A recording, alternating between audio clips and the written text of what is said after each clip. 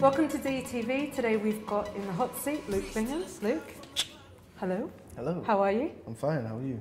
I'm actually pretty good, Yeah. considering everything, yeah. End of the week, it's all good. Yeah. Let's just wind back in time for a bit. You're a bit of an X Factor, ex-auditionee. Oh, it had to come up, it had to come up. It was a long time ago though, right? Yeah, it was in another lifetime. Okay, but you also did the Urban Rules, Hugo Boss. Yeah, yeah. What made you want to do those kind of things, even though it was in another life? Being from a small city, you know, and back then we didn't have, we didn't have the Facebooks and the Twitter and stuff like that, and to access people and stuff. I didn't really know where to go with my career or how to start it off. So, I was entering competitions.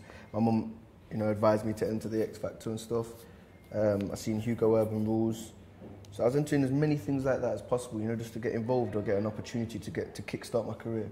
Now that there's quite a stigma around people that win X Factor and so forth, are you quite glad that I'm very glad. Didn't end up going down that route? Because I got to the last 100 with Simon's boot camp, and I ain't gonna say any names, but I know I befriended somebody that went on to the last 10, and we stayed in contact a bit, and he was doing so well. Simon was interested in stuff, and if you have a look at him now and me, I'm happy that we got auditions because it can destroy your career. Living up the dreams that have all came true. Now I'm trying to reach to the stars from the heavens. So between then and now, what have you been up to? So much, I came off the X Factor, I did the Hugo Urban Rules. It was where I met, the Hugo Urban Rules, I met DJs like Twin B from One Extra, and I stayed in contact with him. And after that, I was just making music in the studio with my friend Too Slick, and we were just, just writing, till I came up with this track, Nothing to Lose, and it was the first track that I heard that I thought, yeah, this one can actually go somewhere. And because I had the links like Twin B, One Extra, had his email address, I sent it over to him. Him being such a great guy and a nice person, he gave me he played it on his show. You did a track with Matrix and Future Bound, which got a lot of attention. How did that come about? Living up the dreams that have all came true. Now I'm trying to reach to the stars from the heavens. Never giving up like we thought I'd do. We were doing some, Universal was sending me over instrumentals from different producers, and we were just writing to it. I was in my manager's bedroom, we were just, like, studio thing, and I came up with the hook, reach to the sky from the bottom. I had a problem with the track going out, we needed someone else to produce for the song. Matrix and Future Bound came and got involved, and they just made it a smash, Everyone, like Annie Mac and that, wanted to play it. All the DJs wanted to play it. Next thing, it got playlisted. We had to shoot a video, get it done in the next week. It went all the way up to number 29, stayed there for like 2 weeks. Did you want to get involved in the dancing? No, There's some serious breakdancing going on. Yeah, there is. I was there to watch it all. I'm not really, that's not what I do, I can move. Have you not got the moves? Nah. But you've seen the video, and I look cool in it, and I'm moving. Your album, One Way Out. Yeah. Where are we at with that? Well, it's there's enough tracks there for it to be done, but there's always the addition of new tracks that we might be doing, in the future. Okay. So it's open at the moment because it won't be coming out to probably, middle of next year after the next 2-3 singles. And are you hands-on with the production side as well as the writing side? Yeah, but I get involved, Sometimes we have some of the beats may have been sent over and I wrote to it and we did it. Other sessions, I've been in there and we've constructed it from ground up. So when I've seen some old interviews with you, you have a lot of people mention that your dad was a singer. Yeah. But you haven't had much contact with your dad. Mm. Was that ever something in the back of your mind that? I remember when I first told him I was a singer, and it was a young age, and he's like, yeah, but I could see, he thought, are you trying to copy my thing? Maybe, no, he didn't think that, he'd probably be happy, but he probably thought, you might not be able to sing, but you just want to. Mm. Well, in actual fact, I could, and I've perfected all my skills over the years, and I've just tried to, work hard on it, and I've put a lot of energy and effort into it, but he sees me on TV and stuff at the moment, and he's really happy with how well I'm doing. He can't believe it. I just want him to sit there and say, you know, yeah. Well done. My son, you know, he's done it. He's doing it. That's what I'd like him to say. I just think. So your mum's definitely your big supporter. My mum? Yeah. Oh, yeah. My mum's like my best friend, you know. She had me at a young age, so we've always been tight. You know, I can go and talk to her about anything, and, you know, she's so down to earth and cool because she's been there. Without people like my mum, you know, I don't think I'd be here. I won't stop until I make it. Shut It Down. Big party song. Yeah. Came out with, I don't know, like 6 remixes.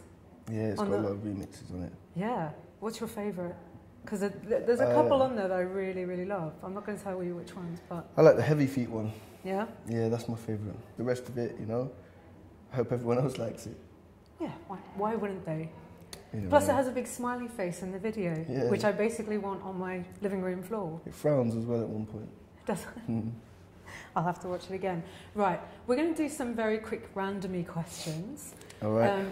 They are, as I said, quite random. But first Prepare of all, myself through. Yeah, prepare yourself. You know, rub your hands.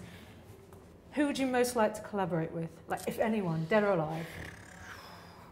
Alive would be like, you know, Drake or Not a bad Trey choice. Songz, something like that. Well, you've toured with Trey, haven't you? Yeah. So could that be on the cards if you rang him up and asked him nicely? Not really. No. Maybe in the future. You know. Okay. What's the weirdest place you've ever woken up? Weirdest place Yeah. or person? Take your pick, man. Place would have been on the school roof. We Were you at school at the time? Yeah, but it was like the weekend, and the top of the school, the hall, the big roof. Yeah, it went like this. And you were in the kind of... So we thought it'd be cool, you know, like, you know, to get sleeping bags and just like party on the roof. So we climbed up all the other buildings to get up onto this roof. You know, I had a drink on there, being really safe. So we got drunk on there and, you know, fell asleep in these sleeping bags, and it started raining and stuff. It was like middle of the morning, daytime, the birds coming out and it's chucking it down, and I woke up and I was like... Why? I could see sky and I'm high, and I thought, what? And we had to run off this roof. That was probably the weirdest place I woke up. Rihanna or Rita Ora? Rihanna. Okay.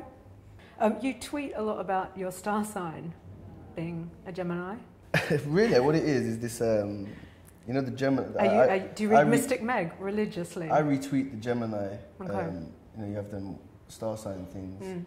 And so they follow me and they like retweet my sayings and stuff. And I retweet them a lot because they speak a lot of how I feel at the time, strangely. You know, they support me, and that's good because they've got like thousands and thousands of followers on there. Yeah. And it's good for, you know, it's when astrological networking. Yeah, my next single is called Gemini. That was the best shoehorn ever. So yeah, so they're going to support it. Do you believe in aliens? I do actually, yeah. Would you go on a day trip with them? A day trip? Yeah. No. Okay. What's your porn name using your pet's name and your childhood street name? My porn name? Mm-hmm. Using my pet's name? Your first pet and your childhood street name. Alfie Bing. Sorry, Alfie Bin. Alfie Bing. Oh, Alfie Bing. Yeah. That's quite a gentle porn name, actually. All right. Well, you asked me as a childhood name, you know what I mean? Where you grew up on the street name. The Joker. Alfie Joker. Still the stuff. Still terrifying. How long? Alfie Hard. Alfie Long and Hard. Okay. All Night Alfie. Oh, no, I like that. All Night Alfie. That's good. All Night Alfie. It's more like Magic Mike, but we'll leave it there. How All long Night could Alfie. you keep a potted plant alive? I like All Night Alfie. Move on, darling. All right. How long could you keep a potted plant alive? Oh, about 6 to 8 weeks. Sweet or savoury? I'm a savoury kind of guy. Okay. Marmite? No. Okay. Champagne or beer? Beer, man. All right. Keeping Not it into real. fancy Keeping it stuff. real. Gives a pint, man. Finally, stuck underground or floating in space? Floating in space. Okay. Well, I usually am. Not into the underground still. Not at all. Okay, that's it. Thank you very much. Good luck with Thank you, everything for the darling. rest of the year. It's amazing. I feel the same.